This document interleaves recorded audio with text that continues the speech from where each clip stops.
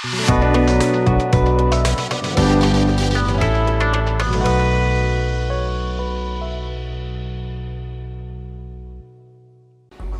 মানুষদের জন্য না জীবনের জন্য কাজ, কাজের জন্য জীবন না, বুঝলা? জি বুঝলাম ম্যাডাম। আচ্ছা, তোমার কি বারবার কোনো ফোন আসছিল? হ্যাঁ, কই না তো। না, আমি দেখলাম যে তোমার বারবার একটা কল আসলো, তুমি বারবার কলটা কেটে দিচ্ছ, তারপর ফোনটা সুইচ অফ করে দিলে। আর ওই যে নিয়াজ ভাই আছে না, নিয়াজ ভাই। আমাদের নিয়াজ ভাই? হ্যাঁ মানে হয়েছে কি, ওই অফিসের সবাই মিলে পিকনিকে যেতে চায়, তোরা এখন আমাকেও নিয়ে যেতে চায়। তো ভালো, তো যাও না, হাওয়াটাও একটু বদল হলো, ভালো লাগবে তোমার। আরে সেটা হয় নাকি, তোমাকে একা রেখে আমি গিয়ে চিল করবো, সেটা হয়? আমি যেতে পারবো না তো কি হয়েছে, তুমি গেলে অ্যাটলিস্ট তো আমি দেখতে পারবো যে তোমরা কিরকম আনন্দ করছো, আমারও তো ভালো লাগবে। না না না, আমি সেই কারণেই যাবো না। দেখ বারবার কল দিচ্ছে, এরপরও মানে আমি বাধ্য হয়ে ফোনটা বন্ধ করে দিয়েছি। আচ্ছা ঠিক আছে, এখন ফোনটা অন করে নিয়াজ ভাইকে জানিয়ে দাও যে তুমি যেতে চাচ্ছ না। হ্যাঁ সেটা বলা দরকার।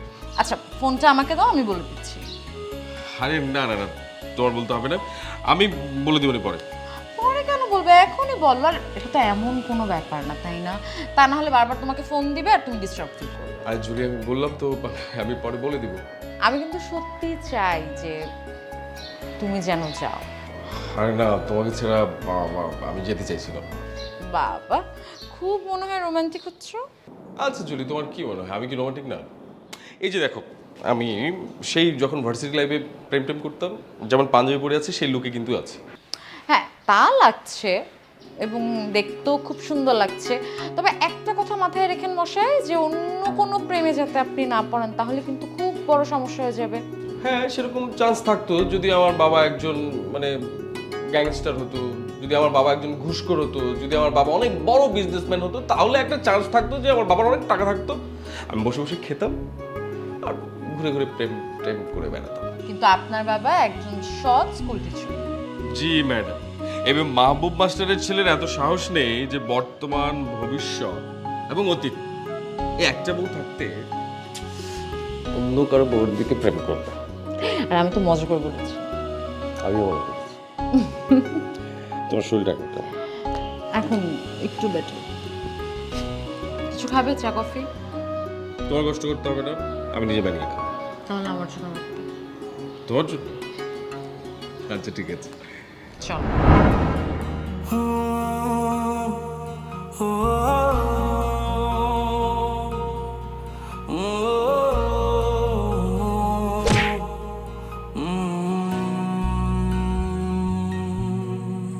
এই ইটের খাঁচায় কংক্রিটে ডানা ঝাপটায় ইচ্ছের পাখি, শহর জীবন বোঝে না তেমন, সবটুকু মনে হয় ফাঁকি। এখানে স্বপ্ন ভাঙার কান্না কেউ শুনেও যেন শোনে না, তাই বুকে ব্যথা কালশিটে চোখে শুধু জল ছবি আঁকি, সবটুকু মনে হয় ফাঁকি। বন্ধ মনের অন্ধকারে মোছে না তো কালো, সব কিছু মনে হয় জোনাকির আলো।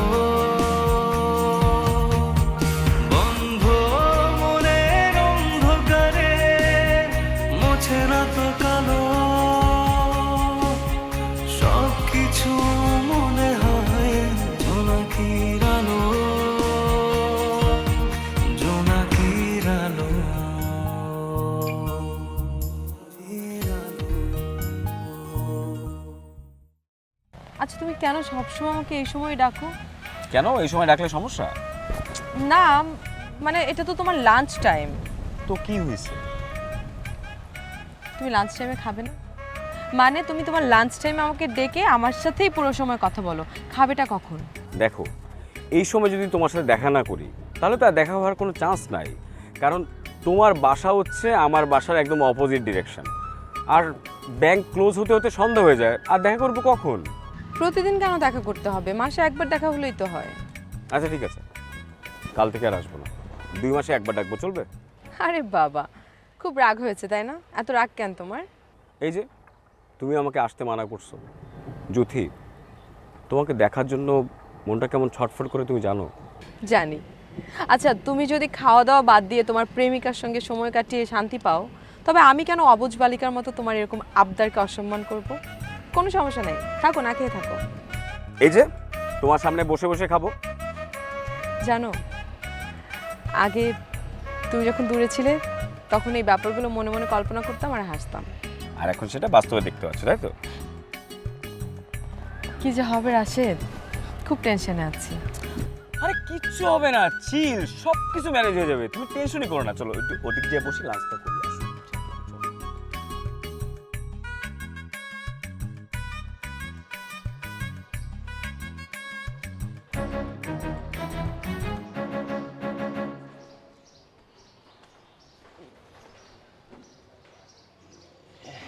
হ্যালো, পিয়াস। আপনি পিয়াস নাকি টিয়াস সেটা জেনে আমি কি করব? না না না না, মানে এলাকার সবাই আমাকে এক নামে চিনে, তাই আমার নামটা একটু স্মরণ করিয়ে দিলাম, এই আর কি।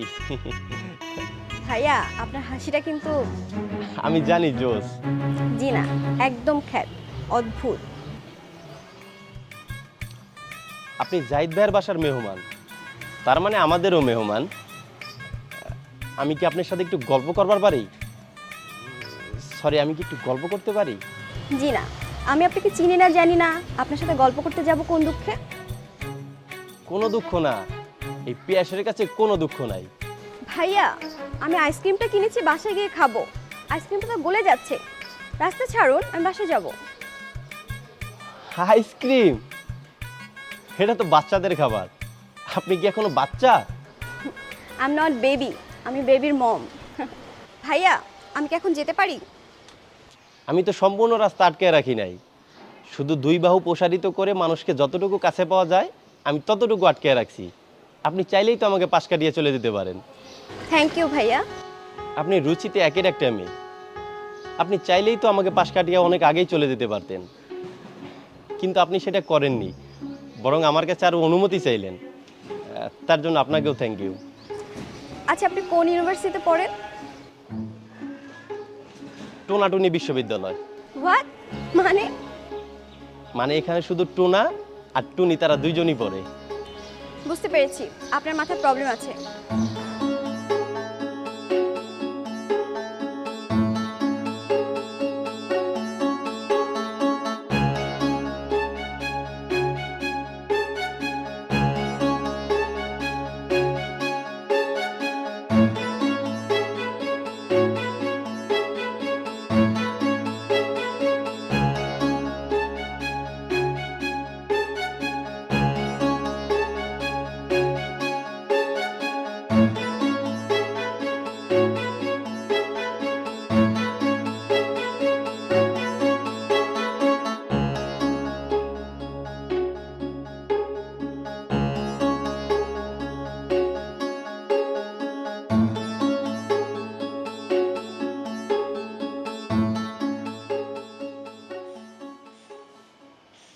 কিরে ভাই, একটু ভালো লাগতেছে না?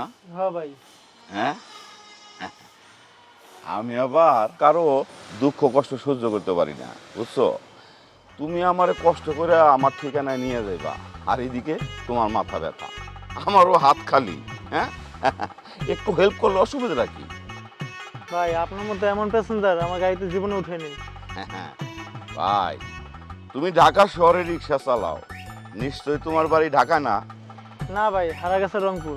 শোনো, তুমিও গ্রামের মানুষ, আমিও গ্রামের মানুষ, তুমি আমারে দেখবা, আমি তোমারে দেখুন, তাহলে না ভাই ভাই সম্পর্ক, তাই না?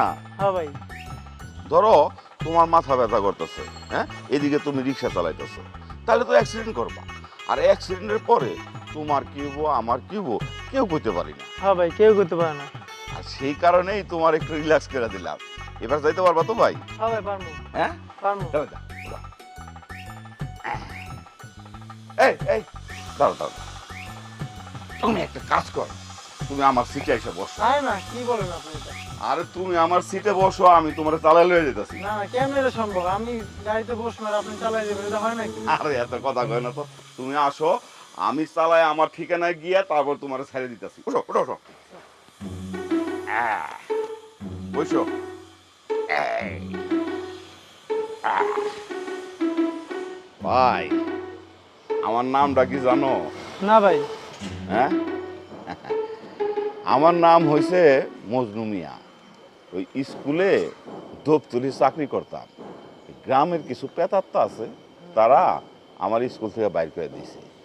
তারপর থেকেই মাথাটা একটু আওলা জাওলা, বুঝছো? কখন কি করি না করি কোনো কিছুই ঠিক নাই। তাই তোমার রিক্সাটা চালাইয়া দেখি মাথাটা একটু ভালো লাগে কিনা। আপনি বললেন ভাই, যখনই আপনার রিক্সা চালাতে মন চাইবো আমি আপনার তখনই রিক্সা জোগাড় করে দিতে পারবো। আরে অবশ্যই বলুম। তাহলে আল্লাহর নাম লয়ে যাই। হ্যাঁ ভাই, দেন টান দেন।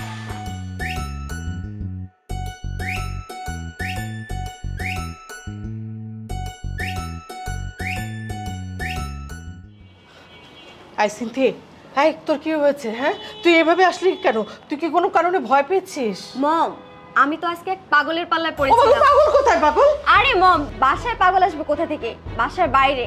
বাসায় আসার পথে রাস্তায় দেখলাম। ওহ, এই তোর তোর কিছু বলেছে? কোনো ক্ষতি হয়েছে তোর?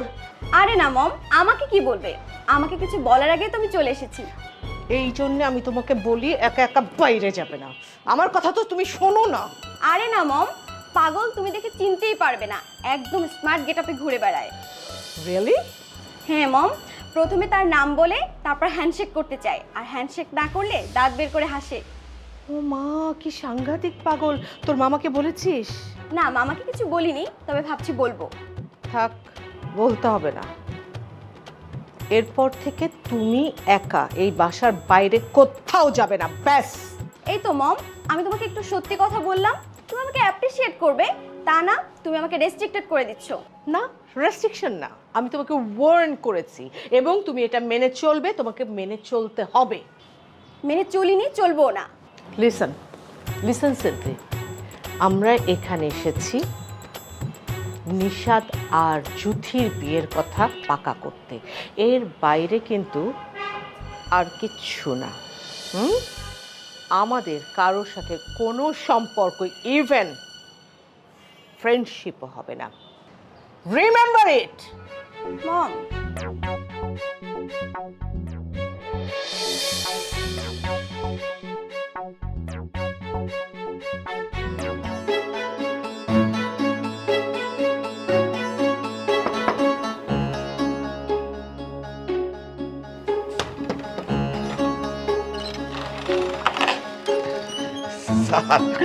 আরে কে এটা?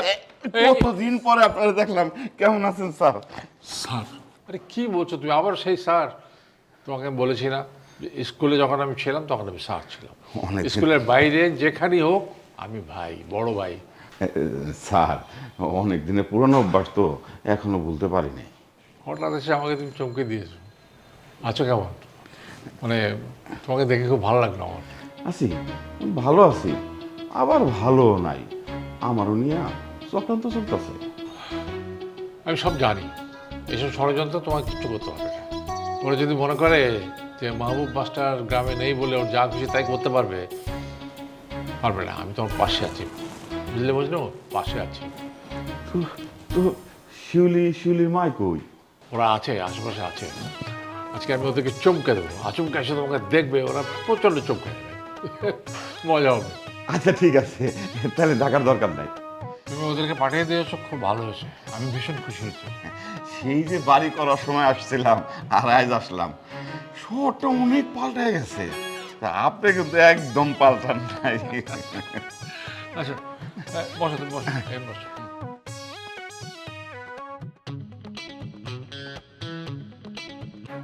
ও বৌমা, শাকিলের না শরীর খারাপ? ও এত রাইতে বেলা কই গেল? একটু নিচে গেছে চাচি, চলে আসবে। আমার না কেন জানি মজনু মিয়ার বাসটা না নাকের মধ্যে আইতেছে। মনে হইতেছে মজনু মিয়া আমার চারপাশ দিয়ে ঘোরাঘুরি করতেছে। তাই নাকি? আপনার নাকে এত শক্তিশালী? ও, এত শক্তিশালী না হইলে কি আর মজনু মিয়ার সাথে সংসার করি? একবার জানো, এমন দুজনে ঝগড়া লাগছে, মজনু মিয়া আমার নাকের মধ্যে ঘুষি মারছে। হায় হায়, কি বললেন? নাকে ঘুষি? আপনাকে মারছিল? মারছিল। বউ যদি বেয়াদবি করে স্বামী তো একটু শাসন করবই। না না, তাই বলে গায়ে হাত তুলবে, ঘুষি মারবে? আরে সংসারে একটু ঝগড়াঝাটি মারামারি দরকার আছে, তাহলে যে সংসারের মধ্যে সুখ আছে সেটা বোঝা যায়। না চাচি, এটা কিন্তু ঠিক না। তাই বলে আপনাকে গায়ে হাত তুলবে, আপনাকে মারবে? আসলে একদিন হয়েছে কি জানো, ঘরের মধ্যে কোনো বাজার সদাই নেই, আমি তো গেছি চেইতা, পরে কইছি তোমার সংসার আমি করব না, দরকার হলে মাসের বাড়িতে কাম করে খামো। এই কথা শুই না মজনু মিয়া গেছে চেইতা, চেইতা আমার মারছে। ও মাই গড, বিশ্বাস করেন চাচি আমি খুব ভয় পেলাম। ভয় পাইছো না? আসলে পুরো বিষয়টাই ঘটছে স্বপ্নের মধ্যে।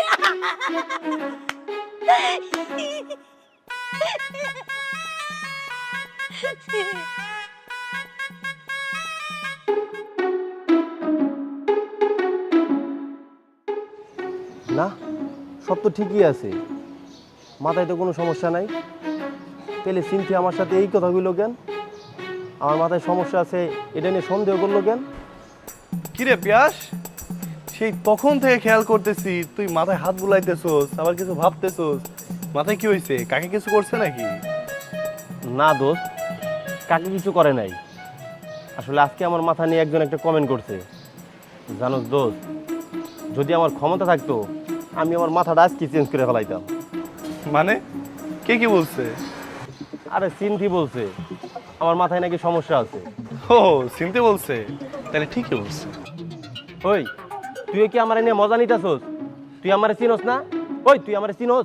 আরে দোস্ত কুল ডাউন। শোন, চিনতে হয়তো তোর ভিতর এমন কিছু দেখছে যার কারণে ওর মনে হয়েছে। হ, মনে হইতে পারে, আবার মনে হইবই বা কেন? না থাক, কিছু বলবো না।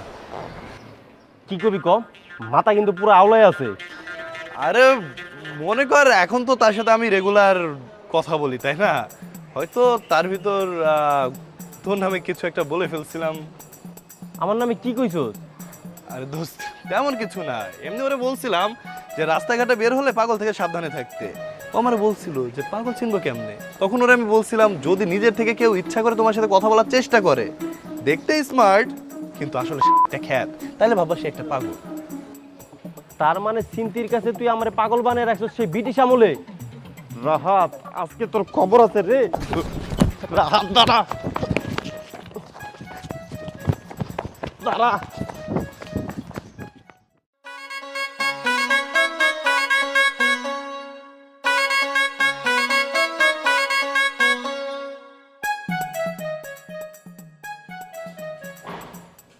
মা এখানে কেমন আছো? তোমার কেমন আছো? ভালো আছি আব্বা। তো ওই শুধু কি বাড়িতে থাকো নাকি একটু বাইরে বাইরে ঘুরতে যাও? একটা ওই খেদমত করতেছো তো ঠিক মতো? জি আব্বা, আর ওই যে বাইরে যাই বলতে খালি দোকানে যাই। ঠিক আছে, যাও যাও, যে এটাই তো কথা, তাই না? দোকানে যাও, ওইটা আর কইতেব না। তুমি হইছো আমার মায়া, কাজ ছাড়া বাইরে যাবে কিছু না। তো এলাকাটা কি মনে হয়, কেমন দেখলাম? ভালো লাগছে আব্বা, শান্তি আছে। ভালো হলেই ভালো। তোমার আর তোমার মার এখানে কিছুদিন থাকতে পারবা না? পারবো আব্বা। এই থাকার কথা শুই না তোর মুখে এমন উজ্জ্বল হাসি আসলো কেন, এটা তো বুঝলাম না। না মানে আব্বা ওই যে তালে তালে হাইসা ফেলছিলাম আর কি। শোন না জাহিদ, আমার কি মনে হয় জানিস, এই জুথির জন্য আমার নিশাত একমাত্র যোগ্য। আমি কি আপনার ঘরের লোক যে আপনার সঙ্গে সব সময় আমার মিঠা মিঠা করে কথা কইতে হইব? তুমি আমার লগে এমন করতেছো কেন? আমার যদি কোনো ভুল হয়ে থাকে লাগলে আমার গালে দিলে সর মারো। আরে তুই বাসায় আসলি আমাকে কি বলবি সেটা বলে যাবি না? আচ্ছা, ওরা কি আপনার কথা শুনে না? ওরা যদি আপনার কথা না শুনে তাহলে কিন্তু একটা হ্যাসমেন্স হয়ে যাবে। দেখো, বাসায় আসতে হলে খুব তাড়াতাড়ি বাসায় আসতে হবে, আর যদি না আসো সমস্যা নেই। সবটুকু মনে হয় ফাঁকি, বন্ধ মনের অন্ধকারে মোছে না তো কালো